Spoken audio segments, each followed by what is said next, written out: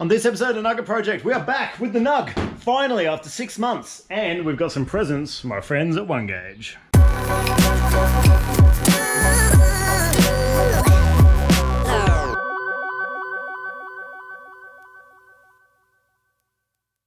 Well, hello friends, it has been a long time since we've been with the little Nug. We've been stuck at home for the same reasons as everybody else, and this car lives out in regional Victoria, whereas I'm in Metro, so I'm not allowed to come here most of the time. But now we are free, and we are back in my dad's shed, the glorious place it is, with way more room than I have at home, and we get stuck into the Nug. So, last time we saw the car was at Phillip Island during that wet race. And yeah, I beat the hell out of it and basically came home with all the wet stuff, shoved it into the back of the garage over there, and that's the last time I saw it. This car is amazing. It's a 22-year-old Korean car with a half Mitsubishi engine. I shoved it back there, I just came in, I pushed it forward, I hit the start button, it started first go. It sounds amazing, no rattles, no hesitation. It's brilliant. What a great car. I love this thing. So today, we are going to get stuck into some new stuff from our friends at One Gauge. This is really exciting. So I spoke to Michael at One Gauge and I said, I'm really interested in doing something like this. And he goes, I'm interested in doing something like this. So he sent this over. What this is a live tire pressure monitoring system. So this is a live tire pressure CAN bus unit that will go into our One Gauge. We've got our little circuit board there that will go into the One Gauge board, which should be fairly easy to install. It's just got the pins there and it literally just slots in. And then this module will communicate with these guys. And they are little caps that will go on our valve caps. They not only tell us the tire pressure, but also the heat inside the tire, which is very cool. Tire pressure and heat in race cars is huge, as anyone would know. Like it's the difference, you know, one PSI can be the difference between doing a lap in 146 and 147. You know, it can make or break a race.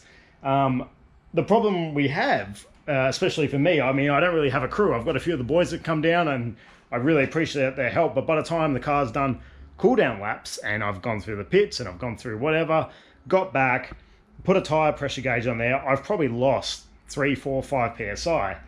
So I have no idea really what my tires are doing out on track. This should allow me to find out what is happening out on track.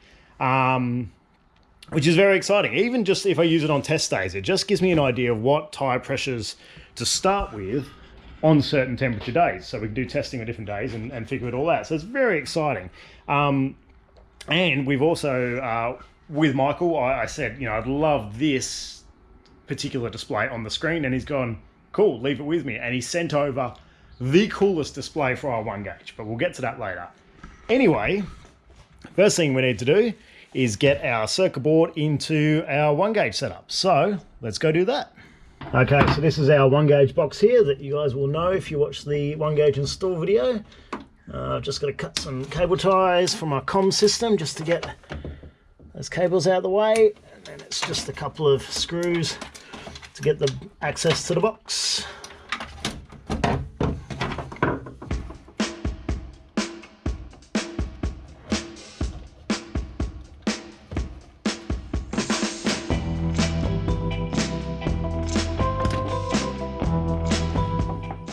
Okay, so we've got the box open, and the cool thing about One Gauge is very comprehensive manuals. So Michael sent me over this, and it basically covers everything from all the different screens you can use, all the different modules on a PDF. So basically we'll go down and find our section on the CAN bus module, which is what we're going to be using for the tire pressure monitoring.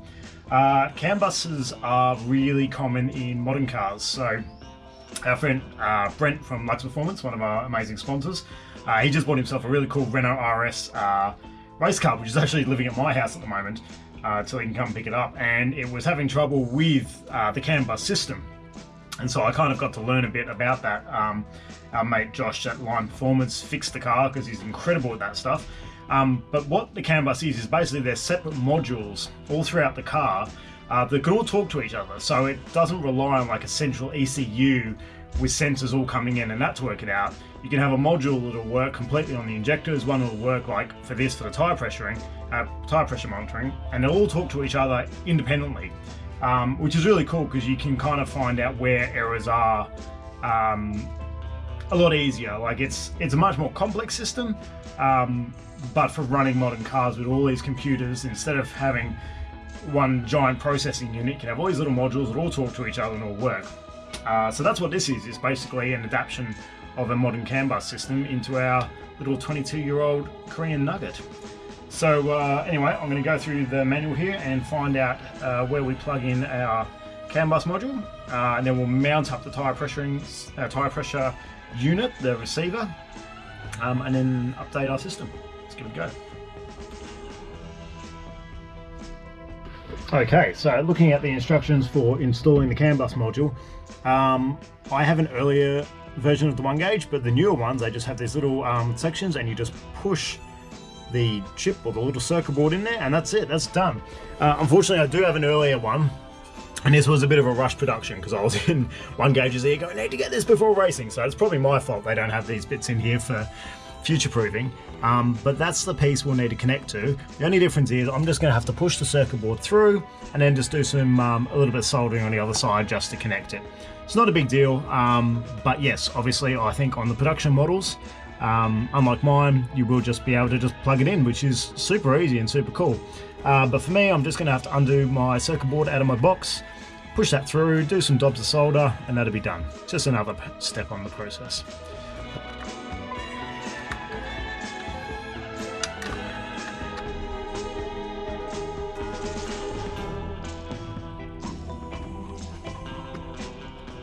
Okay, so we've got our little Ryobi soldering on, and we'll turn it way down.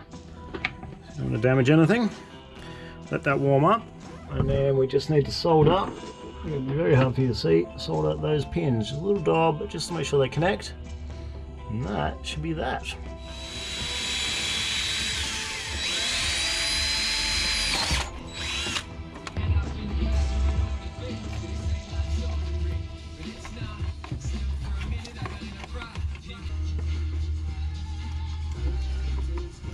Okay, so we've got our CAN bus soldered in. I didn't bore you with all that, and I've now got the 1-gauge plugged into my computer. Make sure your 1-gauge is powered up before you plug it in, otherwise it tries to power itself off of the USB. Sometimes it's not enough, and then that can damage screens and all sorts, so make sure that's all good. Now I'm just using my loader here, and I'm going to try and load the new software on here. Let's see how we go.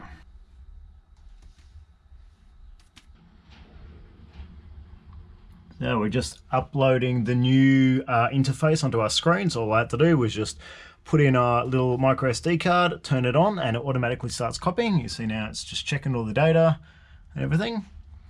And then once that's done, there we go, update successful. We can just turn our screen off, and we pop our micro SD out, so that's why I've got this little hole in the top here.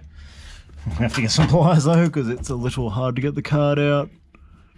There we go, there's our little micro SD, and then with any luck, we should have a new interface on it. All alive and working, everything seems all happy. And the cool thing is, 1-gauge has done a bunch of screen updates, so we've got a lot of the old faithfuls, but there's some really cool new ones in here. So these are a lot of the old ones, some funky stuff. This is one of the new ones, looks really cool. And look at this. It's a trench run from Star Wars. So sick.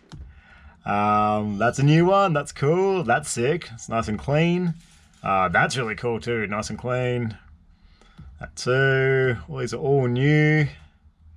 That's sick. Very cool gauges. So all sorts of new ones, but there's one I'm interested in. There's a custom one in here that Michael from 1-gauge made for me. So let's cycle through to that. Wow, so many. Look at that. That is the Nug on the screen. So we've got a top view there, and we're going to have our oil pressure on one side, we're going to have our coolant on the other, and then we've got our tyre pressure and heat for each tyre there easy to see. How sick is that? I am stoked. So we're gonna have to Michael said we're gonna have to tweak a bit of this just to customize it for this car. So we're gonna change a few things. Obviously I want to change the temperature from Fahrenheit to centigrade, and for some reason our coolant isn't showing. But yeah, we'll hit him up and we'll get all this working. But that is so cool. Okay, so I just got on the email with Michael from OneGauge just to sort out a few little things on there, and yeah, legends straight away. He's like, yeah, reckon I can fix that, and 5 minutes later, email me a new screen file and a new file for the OneGauge. About 2 minutes to upload all that, and check this out. Let's start the car.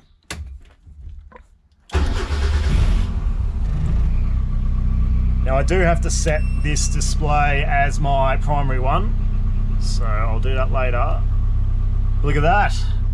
We have our oil pressure, we have our coolant, and we have all 4 tyres showing us, we change it to centigrade too, so that's showing us the temperature and centigrade of each tyre and the tyre pressure. That is sick. How cool is that? Got my Nug live on the screen, so that's unreal. Anyway, turn this car off. So yeah, thank you. And that beep is my low oil pressure. So another cool thing Michael did to set that up is my oil pressure, when it gets below a certain level, which I can set on the gauge, it's got the warning beep. I did have some people in the comments go, you never hear that when you got your helmet on. Well, you're wrong, because I have heard it on track a few times. If I come into a corner and lock up, basically my oil pressure drops because I've locked up the engine, and you can hear it meep, and I can hear it clearly. So yeah, thanks keyboard warriors, you're all wrong.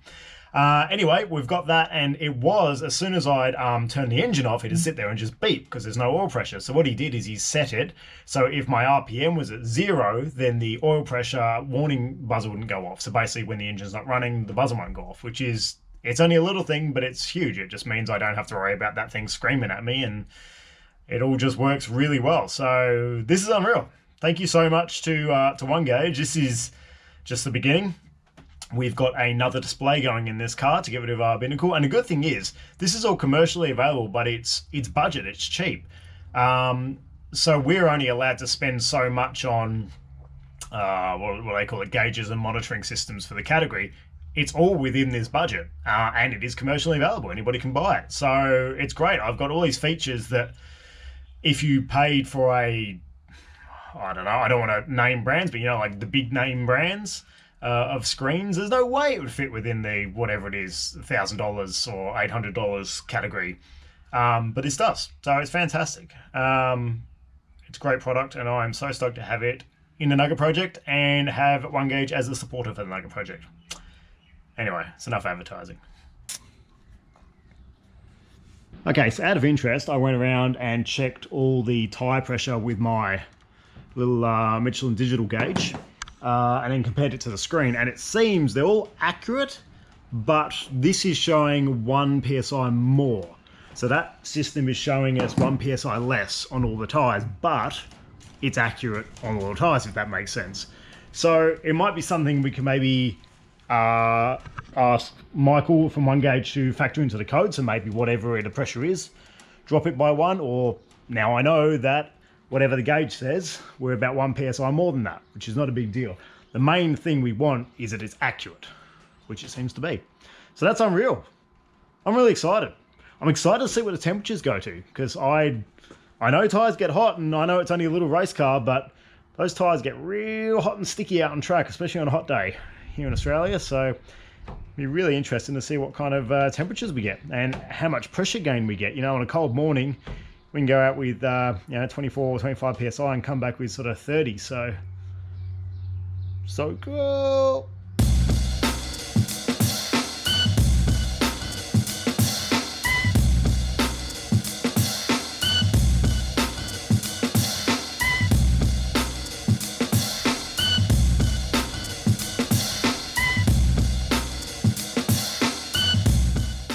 Okay, so all I need to do now to finish this puppy off is I'm just going to pop the board back in and pop him back into his little hole, and then just mount our CAN bus receiver, our sensor for our tyre pressure monitoring. So I'll find a home for that somewhere. It's only a little And then we're good to go. We're getting this car ready for a big weekend of motorsport next weekend. So we're going to be spending the Friday at Broadford Motorcycle Complex, which you've seen videos of before. It's a great track. But this time is very exciting because we're doing it with our friends at Line Motorsport. My friend Josh Line, is organised this track day, and I'm helping out. So I'm one of the official sponsors on the board as a Nugget project, which is super exciting. And we're going to have a bunch of cool guys and girls there running around Broadford. So I'll be driving the Nug and getting a bit of practice in, but also, be doing a lot of filming and all that sort of stuff and helping Josh organise the event and run the event. And then we are off to Phillip Island that night. I'm going to drive to Phillip Island, and we've got 2 days of racing for the Island Magic race, which will be sweet. So it's 2 days of racing there. I haven't been in the car in 6 months, so it's going to be interesting. The car's good. She started up first go, and we just did a service, obviously with our Redline full synthetic racing oil from our friends at Oil and Energy. I would not use anything else in this car. It is fantastic stuff. This engine's got 200,000 K on it, 215,000, and I started up after 6 months. First crank, started up, no ticking, no rattling, no nothing, just sounded fantastic. And I think a lot of that is to do with how good this stuff is. Obviously I am supported by them, but I'm genuinely stoked on it. I wouldn't use it if it was junk. So thank you so much to the champions at Oil and Energy. Anyway, let's get this puppy cleaned up, ready to go, and the next time you see us, we'll be out on track at Broadford. So thanks for watching, guys, and thanks for sticking around throughout the whole lockdown and pandemic stuff. It's been really tough for everybody, and tough for me too. I've tried to make a couple of videos of the Subi and the Sora, but I know you guys are here for some juicy Nug content. So thanks for sticking around, and we'll get you some cool videos soon. Thanks for watching.